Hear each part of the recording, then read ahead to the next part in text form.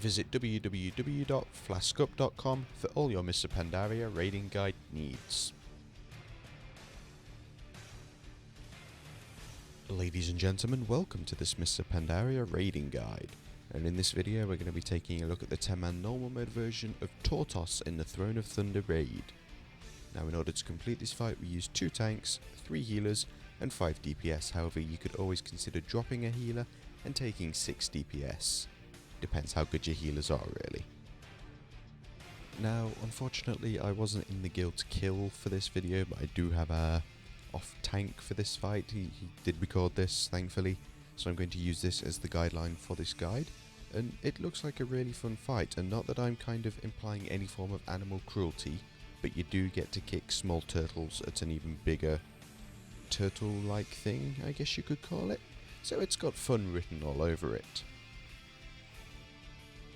Now unfortunately turtle fun does come at a bit of a price, and whenever Tortos casts his Call of Tortos ability, he will begin to spawn these little turtles into the room. Now they may look cute, but they are actually quite deadly, and if they do come within 5 yards of any players they will inflict 125,000 physical damage, and it will also knock you back, and they do kind of spin out of control all around the room, so it's a little bit difficult to dodge them, and they will deal quite a bit of damage to you.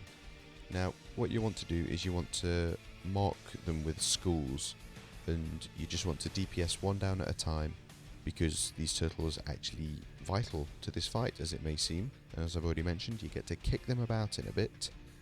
Now when the turtles are at very low health they will become immune to all damage, and this is when they are able to be kicked across the room by anyone. Now when the turtle has been kicked at, we'll say something else for the time being, it is actually Tortos, spoiler alert, that NPC will gain the debuff of Shell Concussion, which will increase the damage that they take by 25% for 20 seconds. So as you can see here, you're already using his own turtles to your advantage. Poor Tortos. Now you do also have an extra ability button on your screen, and this is what you will have to click in order to kick the turtles at Tortos. Now you don't want to go doing this randomly, you want to save the turtles for his next ability, which is called Furious Stone Breath, and this will inflict 150,000 nature damage to everyone in the raid every half a second for 4.5 seconds, and this will also cost him 100 fury to cast. Now fury is kind of his little energy bar, and it does regenerate relatively fast. However, you do not have to take this damage, because if you can time the kicking of the turtle at Tortos right, so try and get it to hit him just as he is about to start casting Furious Stone Breath, it will stun him, and then he will proceed to be a very sad turtle, be stunned and not wipe your raid pretty much. Poor Tortos, sad face. Now as I've mentioned, he does have a Fury bar, and he also has another ability called Growing Fury, and this is pretty much if no one is in melee range he will gain 10 Fury, but you should always have a tank within melee range of him, so that's not really something you need to worry about. There's also no tank swapping required throughout this fight, because there's nothing debuffy that he puts on them thankfully. Now he's not a very nice turtle, I'm going to be honest with you, and he also has another ability called Rockfall, and you can see these little blue circles on the floor, and it does get hectic at certain points, and these are the falling rocks, and if they do hit you they will inflict 350,000 nature damage to anyone that's standing within 5 yards of it, and then 60,000 nature damage to anyone that's standing within 20 yards.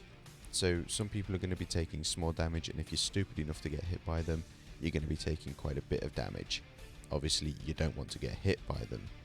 Now the rock falls do start off relatively slow, however when Tortos casts his next ability, which is Quake Stomp, he will obviously make it rain rocks. As you can see there are loads of blue circles appearing at certain points in the fight, and they do become progressively harder to dodge. Additionally, when he casts Quake Stomp, he will stun everyone in the raid for 1 second, and he will inflict physical damage equal to 65% of every player's maximum health. And as I've already mentioned, it will increase the rockfall rate for 8 seconds by quite a bit.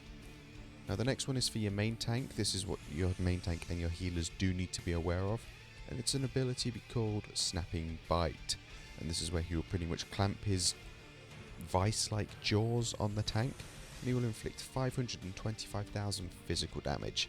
That's not a very nice number if you're a healer or if you're a tank that doesn't want to die. So obviously you need to use your healing cooldowns here, and also your tank cooldowns. And the final part of this fight is probably something you've noticed quite a bit on the screen. They are the vampiric cave bats. And what you want your off-tank to do, so in this case the druid, is to pick up all of the vampiric cave bats and just keep them next to Tortos so that they can be cleaved down and also AoE'd down next to the boss. It just helps for spreading out the damage throughout everything in the encounter. Now the cave bats do have their own ability, which is called Drain the Weak, and this will drain health when attacking the targets with less than 350,000 current health. Now this will inflict 25% of weapon damage as physical damage, and it will also heal the cave bats for 50 times the damage that it deals. So this pretty much is saying, do not let your off-tank get below 350,000 health while he is tanking all of the bats, because it is bad news. So it's a very simple fight really, and it's fun because you get to kick turtles and dodge stuff. And it's not bad for the 4th encounter in this raid, to be honest. I'm looking forward to doing it myself. So as always, thank you for watching, and if you are interested in future Mr. Pandaria raiding guides, then please do feel free to subscribe to the channel or check out flaskup.com for all your Mr. Pandaria raiding guide needs.